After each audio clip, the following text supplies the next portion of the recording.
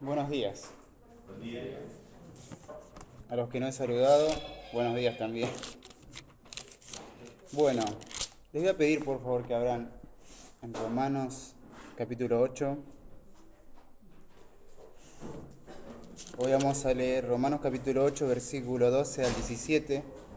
Es el texto que vamos a estar viendo.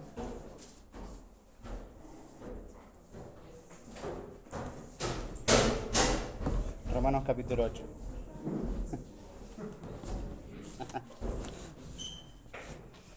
¿Están todos ahí? Bueno, vamos a empezar a leer. Versículo 12 dice: así que, hermanos, deudores somos, no a la carne, para que vivamos conforme a la carne. Porque si vivís conforme a la carne, moriréis. Mas si por el Espíritu hacéis morir las obras de la carne, viviréis. Porque todos los que son guiados por el Espíritu de Dios, estos son hijos de Dios. Pues no habéis recibido el espíritu de esclavitud para estar otra vez en temor, sino habéis recibido el espíritu de adopción, por el cual clamamos Abba Padre.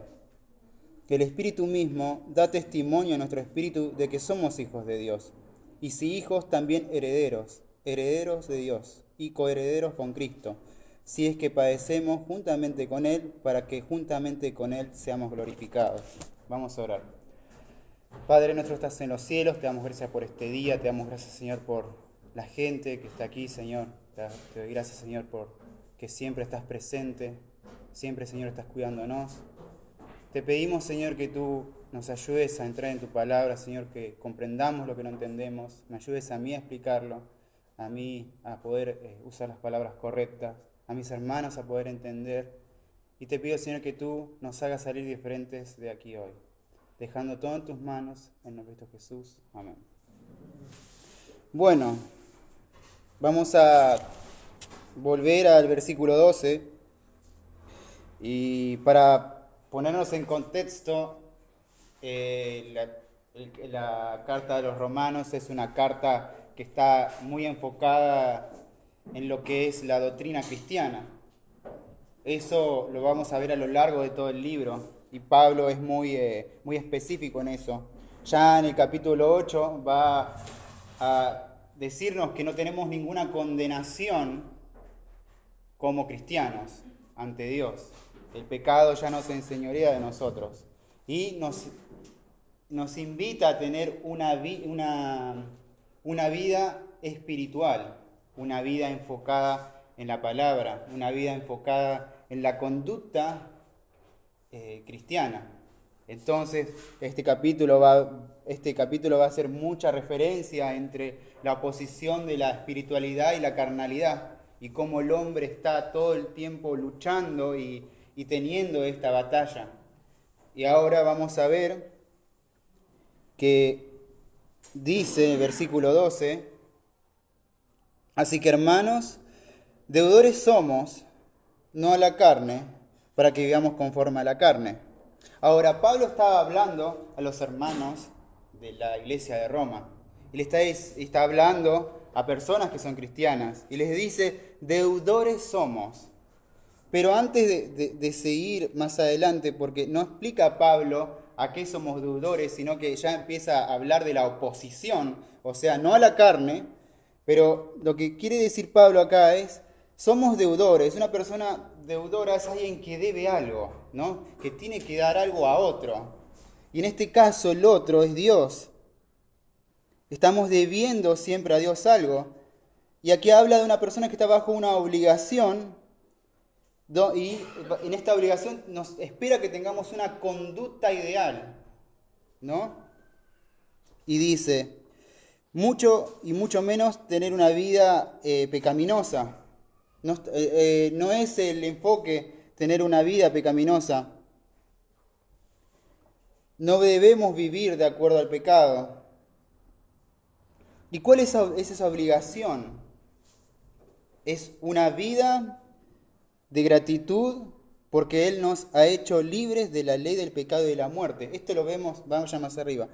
Romanos 8, 1 y 2 dice: ahora pues, ninguna condenación hay para los que están en Cristo Jesús, los que no andan conforme a la carne, sino conforme al Espíritu, porque la ley del Espíritu de vida en Cristo me ha librado de la ley del pecado y de la muerte. Somos libres de esto. Entonces nosotros tenemos que tener una vida en deuda a Dios, una vida de gratitud, una vida donde podamos ser agradables a Él. Entonces acá está la parte donde yo les digo, no a la carne, para que vivamos conforme a la carne. Cuando siempre hace referencia a la carne, está haciendo su enfoque a lo que es el pecado, la naturaleza pecaminosa del hombre. La carne puede ser instrumento para el pecado, ¿no es así? Somos tan débiles que es muy fácil que nosotros caigamos y podamos equivocarnos. Pero Pablo dice que nosotros no somos deudores a ella. Nosotros no tenemos que vivir una vida pensando, bueno, la carne hizo esto por mí, yo tengo que hacer algo por ella. No es el pensamiento de Pablo. Pablo dice que no estamos obligados a obedecer a nuestra vida pecaminosa. No tenemos por qué rendirle cuentas. Y mucho menos tener una vida conforme a la vida pecaminosa. No estamos obligados a participar de las obras de la carne y no debemos vivir de acuerdo al pecado. Nuestro enfoque, nuestra vida no tiene que estar inclinada hacia ello. Eso es lo que está diciendo Pablo. Vamos a poner como si fuera una lista. Bueno, pero ¿cuáles son estas obras de la carne, Ezequiel? Bueno, vayamos a Gálatas un segundito. Gálatas 5:19. Muchos conocerán este texto, así que pero vamos a refrescar la mente. Gálatas 5:19.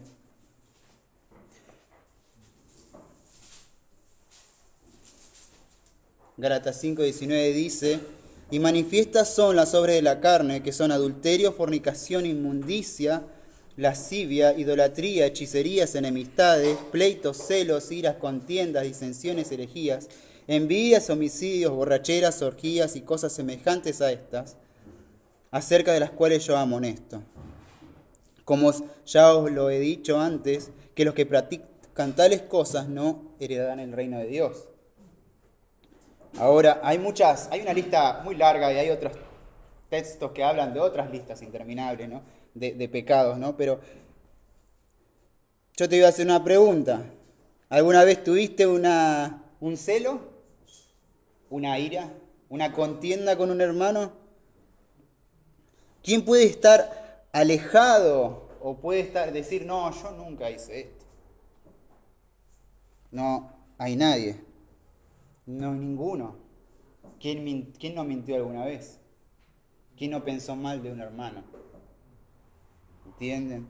No escapamos de esto. Y Pablo dice, vos, tu vida, tu enfoque, vos no tienes que estar en eso. Ese no tiene que ser tu enfoque. No tenés que vivir conforme a esto. A mí me gusta usar muchos ejemplos, así que cualquier similitud con la realidad es mera coincidencia, como dice la tele. Así, para flaco, a mí no me digas nada. Yo solamente hice una lista. Bueno, no estás obligado a oír cuando alguien viene con un chisme. Hermano, tengo un chisme jugoso, no sabes qué te tengo que decir. Es así, ¿sabes? Lo apretás y sale juguito. Hablar mal de un hermano, la otra parte. Vos no sabés lo que hizo este tipo. Es terrible. ¿Crees que te cuente? No estás obligado a hablar de un hermano, como no escucharlo. No estás obligado a tomar lo que no te corresponde. Dice un dicho, la ocasión hace el ladrón. No tenemos por qué tener algo que no es nuestro. A ver pornografía, a ser fornicario. ¿Por qué tengo que inmiscuirme en cosas que están involucrados en la pornografía?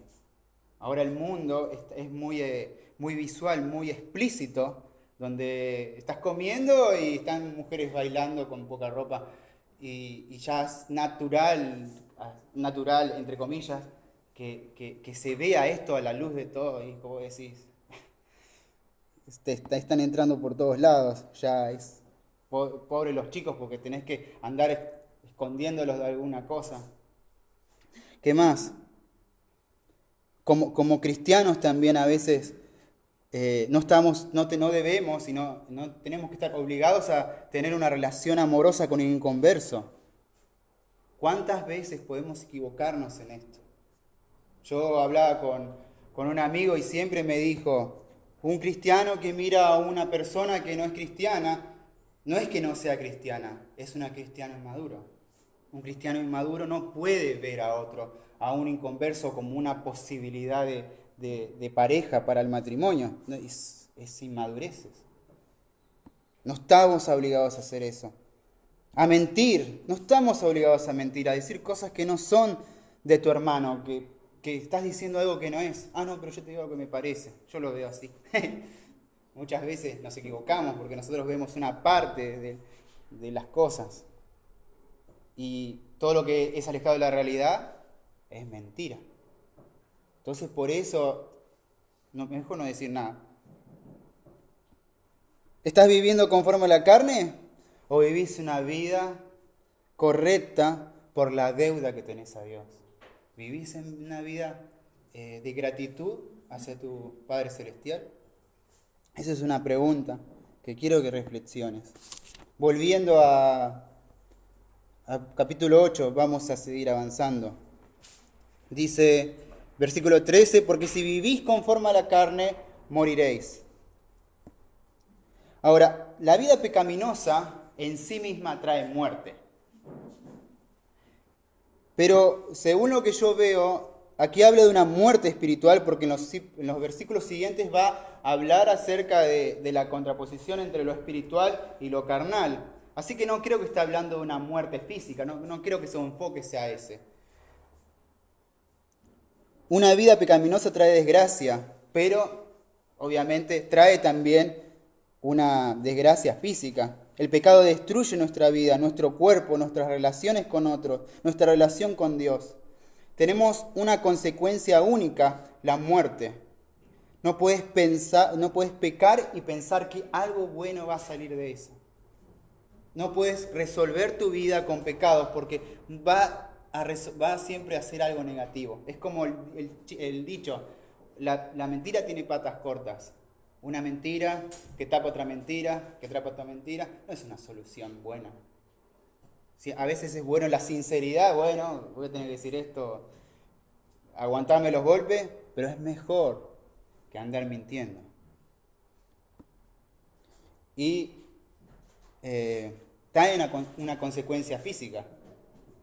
Acá voy a hablarles de algo que es no común, pero está más enfocado a lo que yo hago, ¿no? A lo largo de mi trabajo. Así como un alcohólico o tomar con frecuencia alcohol afecta el cerebro porque inhibe las funciones de la parte frontal. Entonces una persona empieza a tener menos coordinación, menos memoria, empieza a tener menos autocontrol. Por eso no tiene que conducir cuando no toma. El riñón elimina el agua que ingiere y provoca que el organismo busque agua de otros lugares. Entonces de ahí viene el dolor de cabeza porque las membranas que cubren el cerebro pierden líquido, absorbe líquido. Entonces el cuerpo les pide. Entonces esa es la famosa migraña, ¿no? Que hoy me duele la cabeza, yo nunca lo viví, pero me contaron, y lo veo en la gente con quien trabajo, que hay un efecto, hay una causa y después hay una consecuencia evidente. ¿Qué más? Afecta el corazón porque provoca un aumento de la frecuencia cardíaca y el pulso. Cuando llega la sangre también disminuyen los niveles de azúcares. En la sangre en azúcar es la glucosa. Esto baja, entonces provoca debilidad muscular. Ahora, provocando un agotamiento físico. Esto es un ejemplo de cómo el alcohol puede afectar nuestra vida. Y algunos pueden decir que es bueno, ay, no sabes cómo me relaja, pero es algo tóxico. No es algo bueno. Así el pecado es como puede afectar nuestra vida. Vos decís, no pasa nada, pero por dentro hay una lista de cosas que son terribles para la vida. 1 Corintios 6, 9. 6:9 al 10.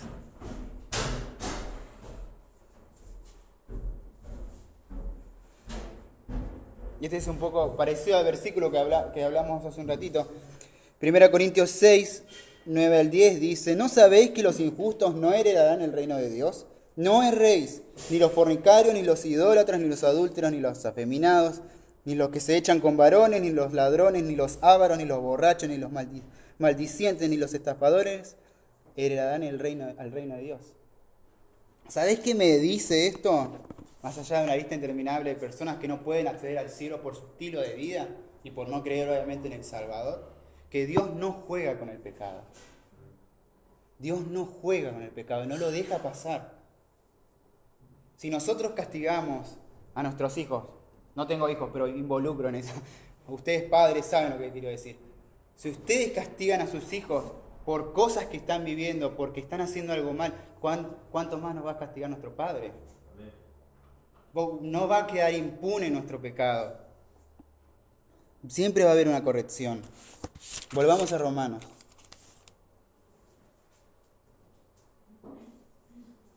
Después dice,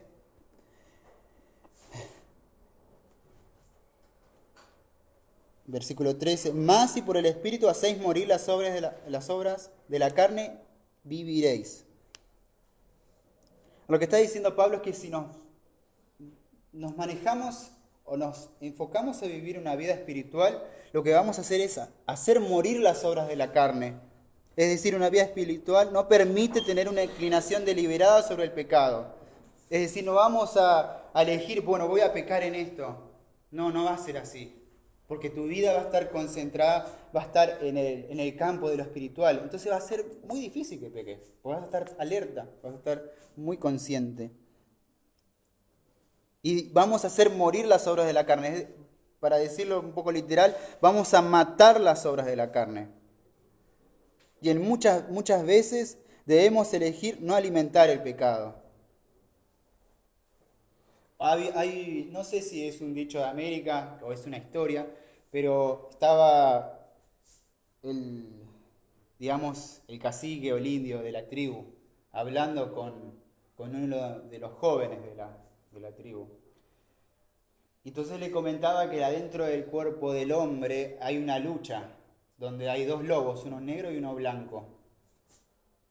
Y siempre esta lucha es constante. Entonces el chico se quedó pensando y le pregunta, ¿y cuál es el que va a ganar si están todo el tiempo luchando? Y lo mira y le dice, el que vos alimentes más. ¿Entiende? Siempre va a ganar lo que nosotros alimentemos más. Si tu vida va a ser alimentar el pecado, lo que te gusta, lo que te atrae, lo que te seduce, ese va a ganar. Pero si vos vas a estar enfocado en alimentarte la palabra de Dios, nutrirte, orar por decir, bueno, Dios, ¿qué quieres hoy para mi vida? Ahí es diferente, porque vos estás alimentando otra parte de tu ser. Y vas a elegir lo mejor. Entonces eso nos obliga a responder mejor y actuar mejor.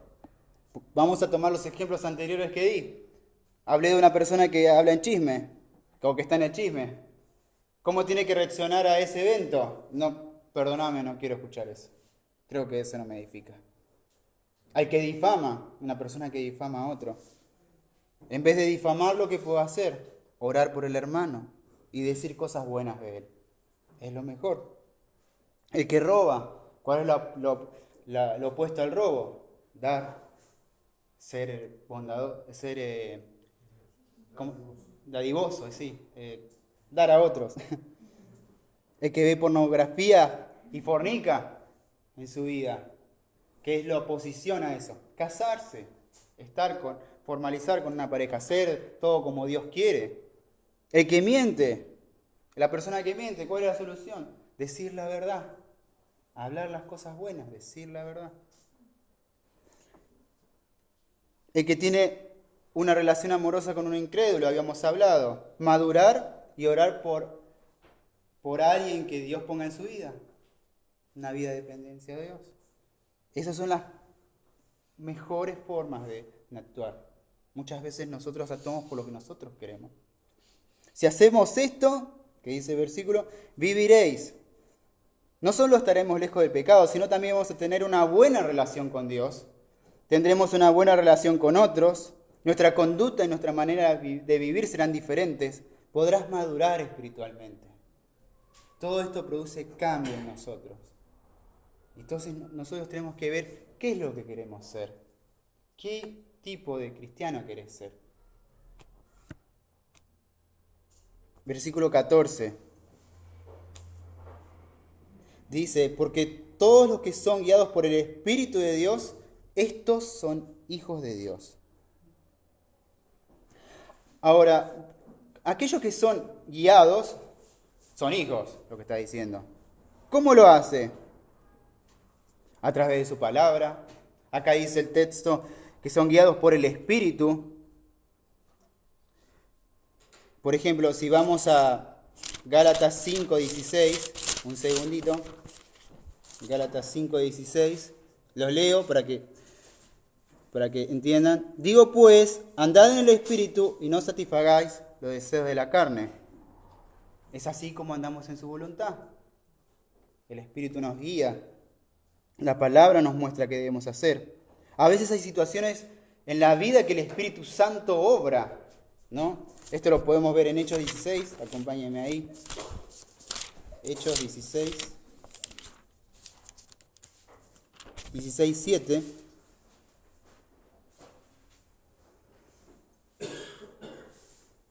Acá estaba Timoteo acompañando a Pablo y a Silas.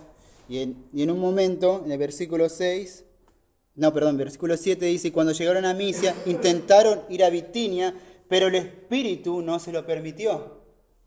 Entonces vemos que el Espíritu Santo está intercediendo, está en la vida del cristiano, está de alguna manera involucrado.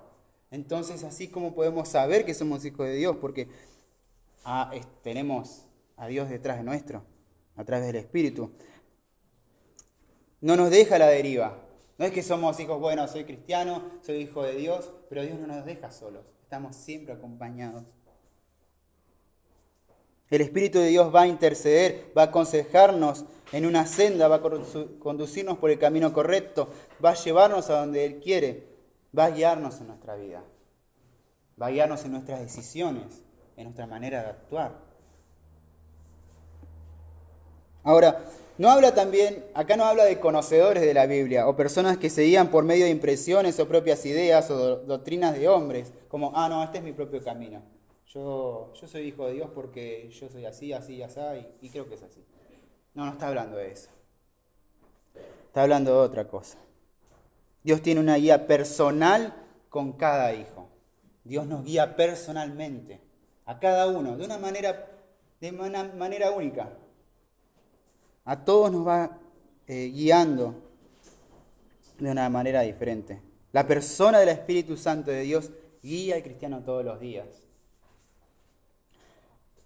Y muchas veces el Espíritu es neuma, significa en griego, es como un viento. Yo una vez, fue hace poco, cuando fuimos de vacaciones con Nicolás y Lucas, a Mendoza, fuimos a alquilar un bote. Y el segundo día que fuimos particularmente había mucho viento. Entonces nos dijo el tipo que nos dio el bote, miren que si van para allá pueden ir, pero miren que hay mucho viento y les va a costar volver. Nosotros fuimos igual porque queríamos disfrutar el día. Ahora, pero estuvo muy lindo. Ahora, cuando nosotros fuimos con el viento, fue como una manteca, fue fácil. Vos hacías así y giraba, vos hacías así y giraba el bote, no pasaba nada. Después, creo que era como media hora, ¿no? Que nos dijeron, bueno, tenemos que volver. Entonces empezamos ahí, arriba. Los abrazos así terminamos. Nos costó, pero llegamos, ¿no? Igualmente como éramos tres, nos íbamos cambiando de lugar, entonces fue más fácil, porque nos íbamos intercambiando los lugares. El de adelante dirigía, el de atrás hacía la fuerza. Entonces íbamos rotando. Entonces no fue tan difícil. Pero costó. Así es la vida, ¿no? Muchas veces del cristiano. El Espíritu guía y vos tenés que dejarte guiar. Y en el momento que vos empezás a luchar contra la corriente, es difícil. Muchas veces decidimos vivir una vida así. luchando contra la corriente, luchando contra Dios, luchando contra lo que nos dice. No debemos ser así. Volvamos a Romanos. Dice, pues no habéis recibido el espíritu de esclavitud para estar otra vez en temor. Ahora, si nosotros recordamos Romanos 8.1 dice, ahora pues no hay ninguna condenación para los que están en Cristo Jesús, los que no andan conforme a la carne, sino conforme al Espíritu. Porque la ley del Espíritu de vida en Cristo Jesús me ha librado del pecado y de la muerte. Nosotros no tenemos este espíritu de que nos esclaviza, nos dice, nos ata a los pecados. El pecado en sí mismo trae temor. Hay temor por la gente que peca. Vayamos a Hebreos, un segundito. Hebreos 2.14. 2.14 y 15 vamos a leer.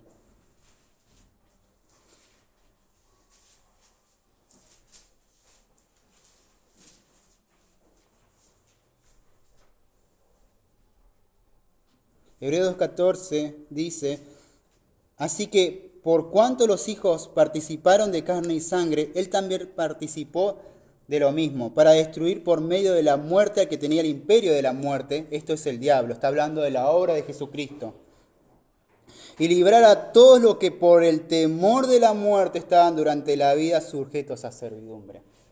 ¿Hay temor por la persona que vive en pecado? Sí, existe. Jesús con su obra redentora quitó el temor a la muerte y a la servidumbre espiritual. El miedo a la muerte ya no está. El miedo por entrar a lo desconocido. Vieron que la gente que no conoce lo que va a venir generalmente tiene miedo a lo que no sabe que va a llegar. Temor a lo que no sabe. Entonces eso es un miedo. Nosotros sabemos a dónde vamos. Tenemos confianza. Yo creo que el día de mañana cuando muera voy a estar en la presencia del Señor. Pero una persona que no sabe a dónde va a ir, está como, ¿qué hago? ¿Qué va a pasar de mí? ¿Hay algo después de la muerte?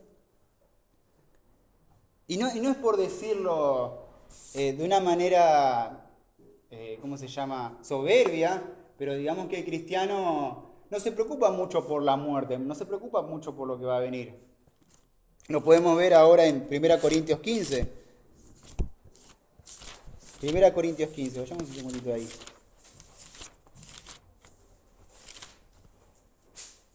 $15.53.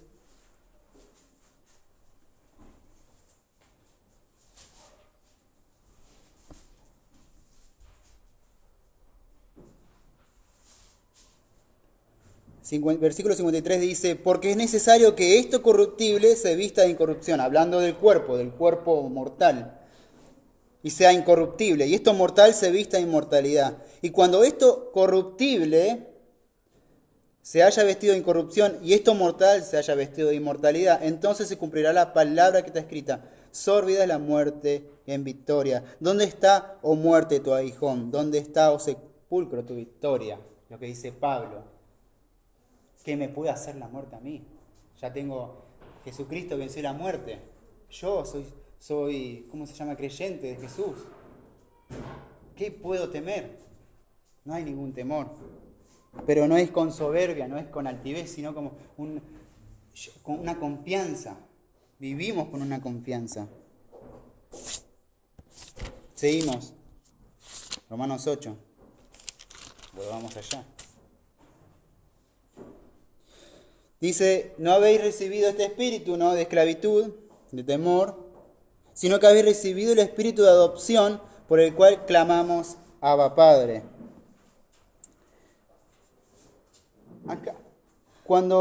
Acá vemos que se produce una relación con Dios. Él nos hace sus hijos, Él nos hace formar parte de su familia, nos incorpora a su familia. Y como estamos dentro de su familia, tenemos una protección, tenemos su guía, su ayuda. Podemos ir a nuestro Padre cuando queramos y tener una confianza, acercarnos y clamarle a Él, ¿no? Podemos tener esta relación, esta brecha que existía antes, que el pecado nos imposibilitaba llegar, ahora no la tenemos. Entonces podemos ir a Dios tranquilamente. Y acá es algo que yo dije, wow, esto no lo sabía. Podemos clamar, Abba Padre. Y podemos tener una relación con Él. Y cuando yo estaba analizando estas palabras, decía, Abba es un término arameo para decir papi o papá, de una manera informal, ¿no? Es como papito, para decirlo de una manera. Entonces yo investigando más decía, el Talmud está formado por el Gemara y el Mishnah. El Gemara, perdón, es un comentario rabínico de una enseñanza tradicional sobre la Mishnah, que es el texto base. Es como un comentario. Y en el comentario decía, en el Gemara o Gemara, no sé cómo se dice bien, se afirma que los esclavos no tenían prohibido dirigirse al padre de familia con este título, como Abba. No podían tener esta relación de confianza, esta relación íntima, no podían tenerlo. Además también decía que Abba es una palabra que los bebés de pecho podían decir, es una palabra fácil, y así como decían papá al padre. Entonces viendo que acá Pablo dice, nosotros podemos clamarle a Dios Abba Padre, podemos tener entonces... pero no lo expliqué.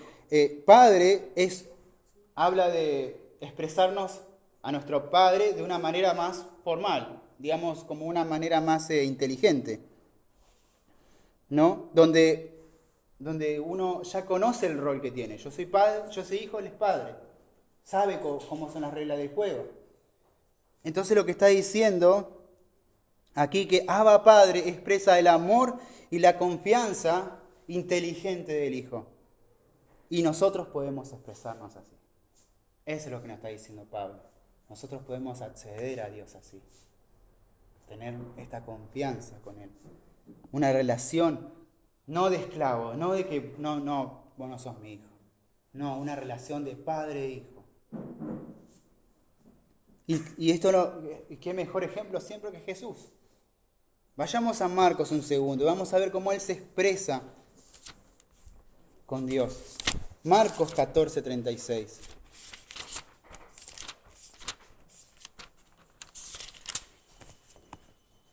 Jesús está en un momento de tribulación donde iba a ser llevado por los, ¿cómo se llama? Por los romanos, acusado por los judíos. Juan 14:36 dice, y decía, Abba Padre, todas las cosas son posibles para ti, aparte de mí esta copa, mas no lo que yo quiero, sino lo que tú. Miren esta relación que tenía Jesús con Él. Esto es lo que Pablo quiere con nosotros, tener una relación cercana, una relación íntima, una confianza. Sigamos. Versículo 16. El Espíritu mismo, dice el texto, da testimonio a nuestro espíritu de que somos hijos de Dios. Yo leí un comentario donde decía que en la cultura romana, para que una adopción tenga obligatoriedad legal, debía haber testigos de buena reputación que atestiguaran su validez. En este caso, ¿qué más buena reputación que el mismo Padre? ¿No? Que el mismo Espíritu Santo de Dios dando testimonio de esto, de esta adopción. Un hombre lo dijo de esta manera, y cito, es una expresión interior sobre el alma, gracias a la cual el Espíritu de Dios testifica directamente a mi espíritu que yo soy hijo de Dios. ¿Sabe lo que está diciendo esto?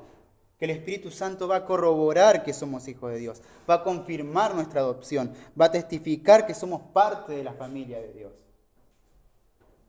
El Espíritu Santo es las arras o las garantías de que somos cristianos, de que somos hijos de Dios verdaderamente. También ser hijo de Dios va a tener una evidencia, ¿no? Siempre hay una causa y un efecto. Para no caer en el error de ser convencido en vez de ser convertido, ¿no? Porque muchas veces hay una confusión en eso. Muchas veces he visto personas que son convencidas, pero no son convertidas, porque su vida no refleja lo que el Hijo de Dios debe ser. una vida conforme a Jesús, una vida como la de Jesús. No se ve. Por eso la vida cristiana produce frutos. Y qué mejor ejemplo que el Gálatas 5. Si alguno lo recuerda, lo vieron hace una semana, creo. ¿Se acuerdan? Gálatas 5, 22 y 23. Mas el fruto del Espíritu es amor, gozo, paz, paciencia, benignidad, bondad, fe, mansedumbre, templanza. Un cristiano de alguna manera, va a mostrar esto. Va a salirle, ¿no? Obvio, puede ser que no les haga porque quizás se está enfocando más su vida en el pecado, ¿no? que en la vida cristiana. Pero va a existir esto en la vida del hombre, el hombre cristiano y la mujer. Volvamos a Romanos 8. Y dice, y si hijos, también herederos, herederos de Dios y coherederos con Cristo, si es que padecemos juntamente con Él, para que juntamente con Él seamos glorificados. Al ser adoptados, al ser hijos, al formar parte de la familia legalmente, empezamos a gozar de todos los privilegios que nos da el Padre, ¿no? Ser heredero es hacer a alguien beneficiario de los bienes del Padre. Y nosotros somos herederos, nos transforma en herederos. Podemos ver la adopción como un privilegio para todos aquellos que somos pecadores. Miren qué bueno que es esto. El poder ser llamados hijos de Dios. Pero se nos dice que somos herederos. ¿Cuál es esta herencia a la que se refiere Pablo? Vayamos a 1 Pedro 1:3. 1 Pedro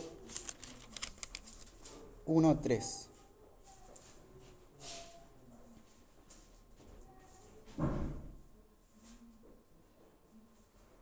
Primero 1:3 y 4 dice: bendito el Dios y Padre de nuestro Señor Jesucristo, que según su grande misericordia nos hizo renacer para una esperanza viva, por la resurrección de Jesucristo de los muertos, para una herencia incorruptible, incontaminada e inmarcesible, que no se marchita, reservada en los cielos para vosotros.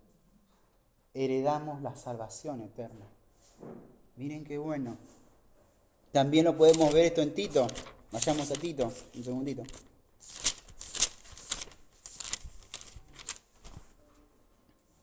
Tito, capítulo 3, versículo 7. Dice, para que justificados por su gracia viniésemos a ser herederos conforme a la esperanza de la vida eterna. Tendremos vida eterna, vamos a estar en una presencia de Dios constante, no va a haber esta ¿cómo se llama? Este alejamiento, este aislamiento entre nosotros y Dios. Vamos a tener una relación que no se va a poder separar. Eso va a ser muy bueno. Estaremos viviendo con Dios perpetuamente. Ya no sufriremos este alejamiento. No existirá. Pero, siempre llega el pero, si es que padecemos juntamente con Él, para que juntamente con Él seamos glorificados. ¿Sabes lo que está diciendo esta parte? La vida cristiana es difícil. La vida cristiana es difícil. No se puede ser heredero con Cristo sin participar de sus tribulaciones. ¿Vieron lo que Cristo sufrió? Sufrió lo oprobio de su pueblo. Fue negado por todas las personas. Fue maltratado, humillado. ¿Nosotros qué vamos a tener? Lo mismo.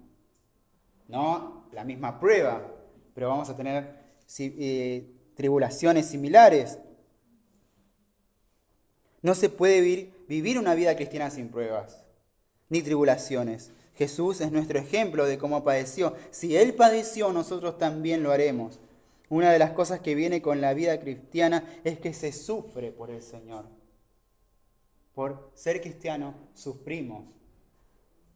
¿Dónde dice eso? 2 Timoteo, ahí un par de hojas más atrás, 3:12, perdón. También dice, 2 Timoteo 3:12, también los que quieren vivir piadosamente en Cristo Jesús, que dice, padecerán persecución. Vamos a vivir esto de que los demás sean hostiles con nosotros, de que el mundo sea hostil, porque somos diferentes, porque vivimos tratando de agradar a Dios. Ahora, vos podés ser un hombre o una mujer piadosa, vas a sufrir, vamos a sufrir, es una realidad. Pero también seremos glorificados, dice el versículo, seremos exaltados. El beneficio de nuestra fe es mucho más grande de todo lo que todo lo que nos puede pasar, más grande que todos los males de este mundo. No, hay esperanza de que esto es pasajero, esto es pequeño comparado con lo que vamos a vivir con Dios. Así que, recapitulando, somos deudores a Dios.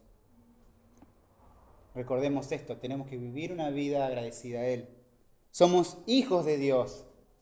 Acuérdense de nuestros roles. Él es nuestro Padre. Obedezcamos a nuestro Padre. Pensemos en eso. Somos herederos con Cristo. Nosotros vamos a tener la misma herencia que Él. Vivir con el Señor, estar todo el tiempo con el Señor. ¿Qué otra cosa puedes pedir? ¿Hay otra cosa más grande? Creo que no. Pero pensemos en esto. Pensemos en nuestra vida. ¿Cuál es el tipo de vida que estamos teniendo? ¿Una vida conforme a la carne o una vida espiritual, conforme al Espíritu? Vamos a orar. Padre nuestro que estás en los cielos, te doy gracias por este día. Te doy gracias, Señor, porque nosotros podemos abrir libremente tu palabra sin ninguna clase de problemas, Señor. Te damos gracias, Señor, porque este país no es hostil contra los cristianos de una manera difícil. Hay lugares donde el cristianismo está mal visto y sufren una persecución constante.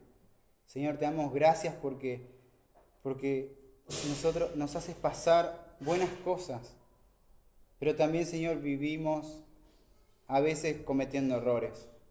Te pedimos, Señor, que tú nos guíes, que me guíes a mí, que me guíes a mis hermanos a crecer, porque necesitamos de ti. Necesitamos vivir una vida conforme a lo espiritual, una vida espiritual, Señor. Ayúdanos a recordar que somos tus hijos, que tenemos una herencia. Te pido, Señor, que esto nos pueda transformar, que nos pueda guiar, que nos pueda hacer crecer. Dejando todo en tus manos, en el nombre de Cristo Jesús. Amén.